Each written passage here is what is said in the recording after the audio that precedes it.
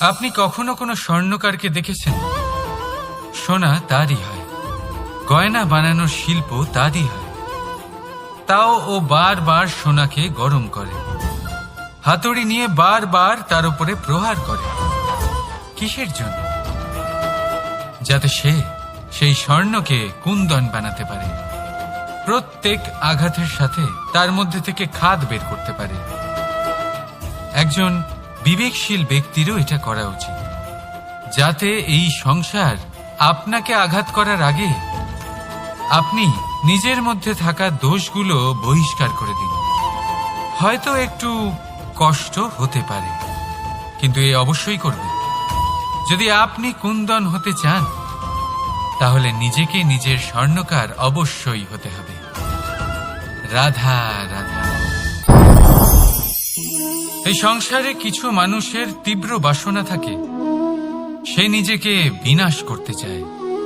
কিছু মানুষ মদ্যপান করে নেশায় বুঁদ হয়ে থাকেন, কিছু মানুষ বিলাসিতা করেন, আর কেউ সবার সাথে শত্রুতা করে বসেন।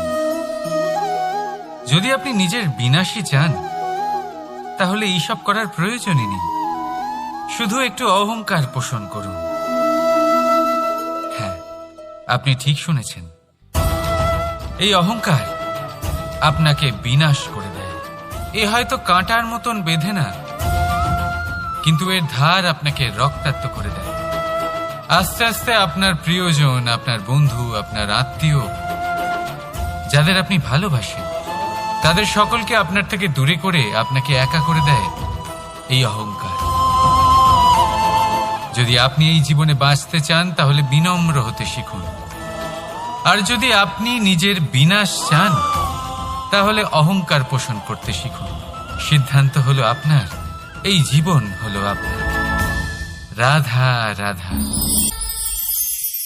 দেখুন এই ঘাসকে, কত কোমল, কত মধুর। যদি এই ঘাসের ওপর হাঁটেন, তাহলে পায়ে ব্যথা কখনোই হবে না। এর উপরে শুয়ে পড়লে মিষ্টি ঘুম চলে আসবে। কিন্তু এই ঘাসকেই যদি আপনি ঠিক করে না ধরেন, তাহলে এতে আপনার আঙুলও কেটে যেতে পারে। এই নরম ঘাসই আপনাকে আঘাত দিতে পারে। ঠিক এইভাবেই প্রত্যেক ব্যক্তি যিনি ধর্মের পথে চলছেন, তিনি আঘাত পেতে পারেন, যদি ওনার ধর্মের সম্পূর্ণ সত্য, তার আসল স্বরূপের বিষয়ে জ্ঞান না থাকে। তাই জীবনে যে কোনো বস্তু, ব্যক্তি বা সুযোগ আসে, তাহলে তার শক্তির বিষয়ে, তার দুর্বলতার বিষয়ে প্রথমে তথ্য সংগ্রহ করবেন, তারপরেই সিদ্ধান্ত নেবেন। যদি এরকম করেন, তাহলে সাফল্য অবশ্যই আসবে। রাধা রাধা। হাতের কত রকম রূপ হয়। কিছু স্নেহের সাথে আপনাকে স্পর্শ করে, তো কিছু প্রহার হিসেবে বর্ষিত হয়। কিছু বন্ধুত্বের নামে আপনার দিকে অগ্রসর হয়, তো কিছু শত্রুতার দিকে আপনাকে টেনে নিয়ে যায়। কিন্তু কখনো ভেবে দেখেছেন যে কোন হাত বেশি মূল্যবান? যখন আপনি সফল, যখন আপনি ভালো কাজ করেন, তখন কিছু হাত আপনার জন্য করতালি দেয়, আর কিছু হাত এমন হয় যা আপনার কাঁধ স্পর্শ করে যখন আপনি জীবনে সব থেকে অসফল হন, যখন আপনি ভেঙে পড়েন। তাই করতালি দেওয়া সেই হাত, আপনার প্রশংসা করা সেই হাত, তার থেকে অনেক বেশি দামি সেই হাত যা আপনাকে তখন আশ্বস্ত করে যখন আপনি এমন সময় কাটাচ্ছেন যা আমরা কেউ কাটাতে চাই না। সেটা আপনার সম্বল হয়ে ওঠে, আর এই সম্বলই আপনাকে জীবন অতিবাহিত করার শক্তি প্রদান করে। তাই একে অপরের সম্বল হয়ে থাকবেন, জীবনে সব সময় ভালো থাকবেন। রাধা রাধা। মানুষ, প্রত্যেক মানুষ কাউকে ভালোবাসে, কাউকে ঘৃণা করে, কাউকে সম্মান করে, আবার কাউকে তিরস্কারও করে। মানুষ সবকিছু হতে পারে, সুস্থও হতে পারে, রোগীও হতে পারে, ধনীও হতে পারে, নির্ধনও হতে পারে, বন্ধুও হতে পারে, আবার শত্রুও হতে পারে। যদি কিছু না হতে পারে, তা হলো অস্পৃশ্য, অচ্ছুত। ভগবানের কাছে সব থেকে বড় পাপ এই যে মানব শরীর তা ঈশ্বর প্রদত্ত, তা তার মন্দির। প্রত্যেক শরীরে ব্রহ্মদেব বাস করেন। তাই শরীরের অপমান করা, সেটা ছোঁয়া থেকে দূরে থাকা, এটা কখনো করবেন না। এই জীবনে ছুত অছুত কখনো বিচার করবেন না। পরমেশ্বর যা দিয়েছেন তার সম্মান করতে শিখুন। আর আসুন আমার সাথে ভালোবেসে বলুন, রাধা রাধা। প্রেম আর চাওয়া একই মনে হয়, তাই না? কিন্তু আসলে এরা আলাদা। এদের মধ্যে অনেক তফাৎ আছে। দেখতে গেলে প্রেম আর চাওয়া কখনোই এক হতে পারে না। এবার যদি আপনাকে আমি এক উদাহরণ দিই, যদি আপনি এই ফুলকে চান, তাহলে আপনি এটাকে তার ডাল থেকে ছিঁড়ে আপনার কাছে রেখে দেবেন। কিন্তু যদি আপনি একে ভালোবাসেন, তাহলে আপনি প্রতিদিন এসে এটার শিকড়ে জল দেবেন, যাতে সে আরো প্রস্ফুটিত হয়। শুধু এটাই তফাৎ চাওয়া আর প্রেমের মধ্যে। চাওয়া স্বার্থ হয়ে ওঠে, যেখানে প্রেম প্রেম পরমার্থ হয়ে ওঠে। তাই কাউকে না চেয়ে ভালোবাসুন, জীবন ধন্য হয়ে উঠবে। রাধা রাধা। কখনো কোনো বাচ্চাকে দেখেছেন? কত কিছু ঘটতে থাকে তার জীবনে। শৈশব থেকে বেড়ে ওঠা অবধি অসংখ্য অনুভূতি অনুভব করে সে। কখনো পড়ে যায়, কখনো আহত হয়, কখনো জ্ঞান লাভ করে, কখনো কষ্ট সহ্য করে, তো কখনো আনন্দ উপভোগ করে। কিন্তু মনে রাখে সে শুধুমাত্র আনন্দের মুহূর্তগুলি। এবার শুধু একবার আপনার জীবনের প্রারম্ভের দিকে তাকিয়ে দেখুন, আপনার শৈশবে তাকিয়ে দেখুন। আপনি দেখবেন বেশিরভাগ যেসব স্মৃতি আপনার মনে আছে, সেগুলি সমস্ত ভালো মুহূর্তের, খারাপ মুহূর্তের নয়। সেই জন্য শৈশব সব থেকে সুখী হয়, এতে নিশ্চিন্ত থাকা যায়। সেই জন্য আজ আপনি যতই বড় হয়ে উঠুন না কেন, খারাপ স্মৃতি, খারাপ ঘটনা সব ভুলে যাওয়ার চেষ্টা করুন। একবার খারাপ ঘটনা ভুলে যাওয়ার অনুভূতি আপনার হয়ে গেলে, তখন মনে রাখবেন, যতই কঠিন পরিস্থিতির মুখোমুখি আপনাকে হতে হোক, তার মোকাবিলা করতে আপনি সক্ষম। রাধা রাধা। যদি আমি আপনাকে জিজ্ঞেস করি যে এই সংসারে সবথেকে মাহাত্ম্যপূর্ণ বস্তু কি, তাহলে আপনি বলবেন জল। আর একদম ঠিক বলবেন। কিন্তু কোন কারণে? এই জন্য যে সে আমাদের জীবন দান করে? এই জন্য যে সে আমাদের তৃষ্ণা মেটায়? নাকি এই জন্য যে আমাদের দৈনিক কাজ থেকে শুরু করে আমাদের মৃত্যু অবধি কাজে আসে, সব কাজে আমাদের সাহায্য করে? না, এর পেছনে একটা কারণ হলো জলের প্রকৃতি। ভেবে দেখুন, সমুদ্রের এই জল সূর্যের তাপ সহ্য করে বাষ্পীভূত হয়, তারপর উপরে গিয়ে মেঘে পরিণত হয়, তারপর সেই মেঘ রূপে প্রবাহিত হয়ে কোনো পর্বতের সাথে ধাক্কা খেয়ে বর্ষা হয়ে এই পৃথিবীতে বর্ষিত হয়। আর এই পৃথিবীর ধূলিকণা এর মাটিকে নিজের মধ্যে ধারণ করে। মানুষের দ্বারা, অন্য প্রাণীর দ্বারা যে ময়লা ছড়িয়ে পড়েছে তাকে নিজের মধ্যে ধারণ করে, আর তারপর ফের অগ্রসর হয়ে পড়ে সমুদ্রের দিকে, সমুদ্রে মিশে যায়। কিন্তু তবুও আবার বাষ্পীভূত হওয়ার সময় সেই ময়লাকে সে সেখানেই ফেলে যায়, সেই ময়লাকে নিজের সাথে নিয়ে যায় না। ব্যাস, এটাই জলের প্রকৃতি, যা তাকে মহান করে তোলে। আপনিও আপনার জীবনে আপনার কর্ম করুন, মহান কর্ম করুন, ভালোভাবে করুন। কিন্তু সেই কর্মের সাথে যে অহংকার আসে, সেটা নিজের মধ্যে প্রবেশ করতে দেবেন না। তার থেকে ওপরে উঠুন। আপনি নিজেকে জলের মতো হালকা অনুভব করবেন। রাধা রাধা। চিন্তা।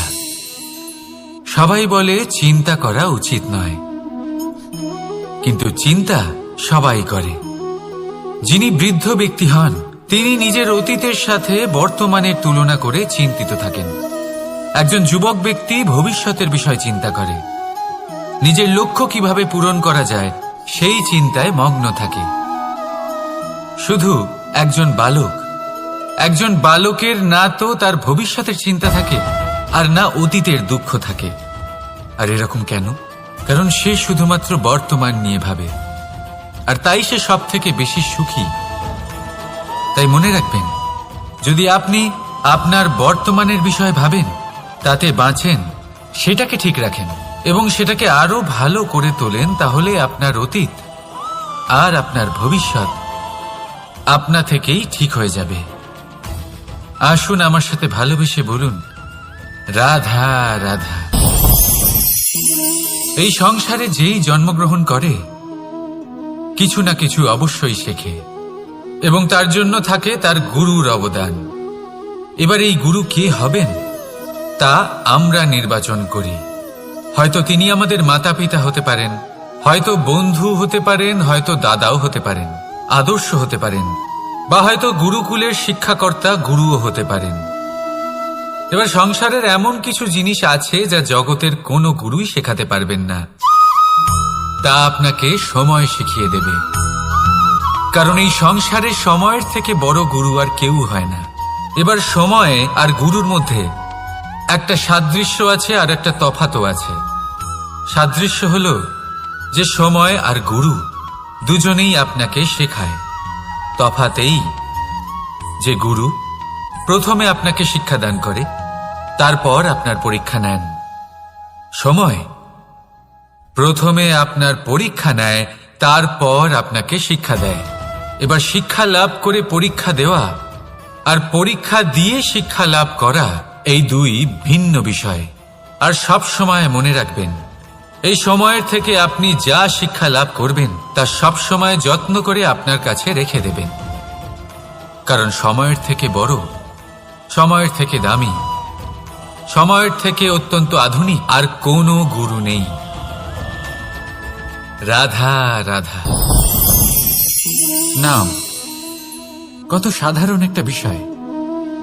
প্রত্যেক মানুষ যে জন্ম নেয় তাকে একটা নাম দেওয়া হয়, যা সে পেয়ে থাকে তার মাতা পিতার দ্বারা, না হলে তার গুরুর দ্বারা, বা কোনো আত্মীয়ের দ্বারা, বা কোনো কাছের মানুষের দ্বারা। এই নামের সাথে সে আস্তে আস্তে বেড়ে ওঠে। কিন্তু এটাই কি সেই নাম? এই নামই কি সবকিছু? কখনোই নয়। একটা নাম সেটা যা আপনি জন্মের সময় লাভ করেন, যে নামে আপনি কর্মের পথে অগ্রসর হন।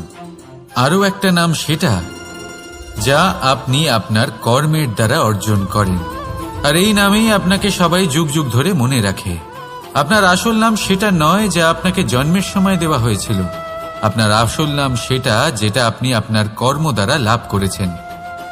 কারণ সেই লাভের পেছনে প্রচুর প্রয়াস লুকিয়ে থাকে, অনেক পরিশ্রম লুকিয়ে থাকে। কিন্তু যদি আপনি চান যে মানুষ আপনার নাম মনে রাখে, তাহলে আপনাকে কর্মের পথে অগ্রসর হতেই হবে।